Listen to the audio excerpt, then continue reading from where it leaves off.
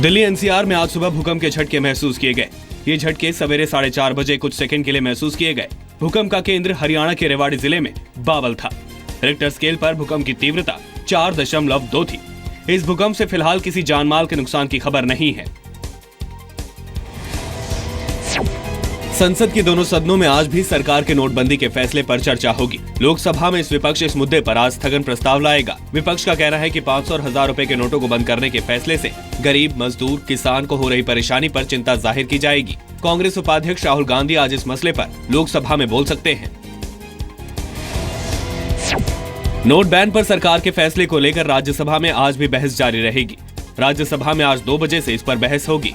कल इस मसले पर विपक्ष ने आरोप लगाया कि फैसले के बारे में बीजेपी से जुड़े लोगों को पहले ही खबर दे दी गई थी और विपक्ष ने इसकी जांच संयुक्त संसदीय समिति से कराने की मांग की। आपने देश के सब लोगों को अपराधी बना दिया। कम से कम उनको बताते कि फलां तारीख से हम बंद करने जा रहे हैं। सरकार ने फैसले को सही बताते हुए कहा कि इसमें ईमानदार लोगों का सम्मान हुआ है। पहली बार मुझे लगता है इस देश में ईमानदार का सम्मान हुआ है और बेईमान का नुकसान हुआ। कांग्रेस ने मांग की है कि आज सदन में चर्चा के दौरान पीएम मौजूद रहे। बिहार के मुख्यमंत्री नीतीश कुमार ने एक बार फिर 500 और 1000 के नोट पर पाबंदी के फैसले का समर्थन किया है। बिहार के मधुबनी में नीतीश ने कहा कि नोट बैन से एक साथ काले धन और जाली नोट की समस्या खत्म हो जाएगी। ये जो 500 1000 रुपये का नोट बंद किया गया, मैं तो हिमायती हूं। इससे जो 2 नंबर का नोट है, जाली नोट है, वो अपने आप समाप्त होगा और 2 नंबरी कारोबार करके जो काला धन पैदा किए हैं, उनका काला धन बर्बाद होगा। नीतीश ने यह भी कहा कि अब बेनामी संपत्ति वालों पर भी जल्द से जल्द कार्रवाई होनी चाहिए। प्रधानमंत्री नरेंद्र मोदी ने इमरजेंसी को लेकर एक बार फिर कांग्रेस पर निशाना साधा है। पीएम ने कहा कि आपातकाल में मीडिया की आवाज दबाई गई। पीएम ने यह भी कहा कि मीडिया के काम में दखलंदाजी नहीं होनी चाहिए। जब देश में इमरजेंसी आई,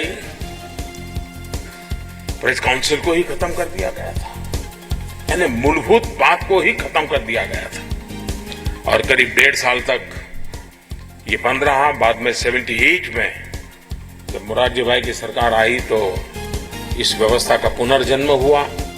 पीएम ने पत्रकारों की सुरक्षा पर चिंता जताते हुए कहा कि ये मुद्दा सरकारों की प्राथमिकता में होना चाहिए।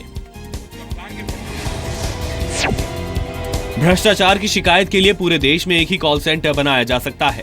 सीबीआई इस बात पर विचार कर रही है कि कैसे एक ही नंबर का कॉल सेंटर शुरू किया जाए। दिल्ली में आज से रिश्वतखोरी रोकने के लिए अलग अलग राज्यों में काम कर रही एजेंसियों का एक सम्मेलन होने जा रहा है, जिसमें सीबीआई इस बात को रखेगी 24 घंटे चलने वाले इस कॉल सेंटर में मोबाइल फोन और लैंडलाइन के अलावा सोशल मीडिया का इस्तेमाल करके भी शिकायत दर्ज कराई जा सकेगी। भारत के साथ जारी तनाव के बीच पाकिस्तान ने सीमा से सटे इलाके में एक मिलिट्री एक्सरसाइज की। पाकिस्तानी पंजाब के बहावलपुर के पास इस सैन्य अभ्यास के दौरान पाक प्रधानमंत्री नवाज शरीफ ने कहा कि वो किसी भी हमले का जवाब देने के लिए तैयार हैं। Efforts by any country to harm Pakistan's security and territorial integrity will be met with a befitting response. 2 दिन पहले ही पाकिस्तान ने दावा किया था कि उसके 7 जवान भारत की तरफ से की गई फायरिंग में मारे गए हैं। पाकिस्तानी पीएम नवाज शरीफ के विदेश मामलों के सलाहकार सरताज अजीज दिसंबर में भारत आएंगे।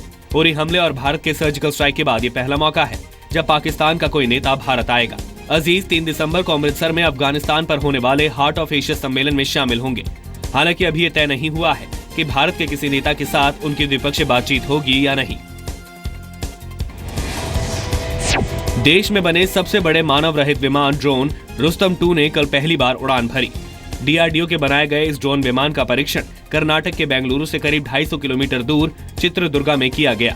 देश में बने इस ड्रोन का इंतजार सेना लंबे वक्त से कर रही है। अपनी श्रेणी में इसकी खूबियों का मुकाबला दुनिया के बेहतर से बेहतर ड्रोन से किया जा सकता है।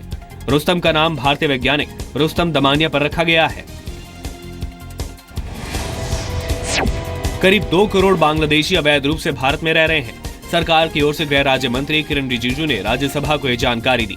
एक प्रश्न के लिखित जवाब में रिजिजू ने बताया कि ऐसी खबरें हैं कि बांग्लादेशी नागरिक बिना जरूरी दस्तावेजों के देश में प्रवेश कर रहे हैं। उन्होंने कहा कि देश में अवैध तरीके से रह रहे विदेशी नागरिकों को उनके देश भेजना लगातार चलने वाली प्रक्रिया है।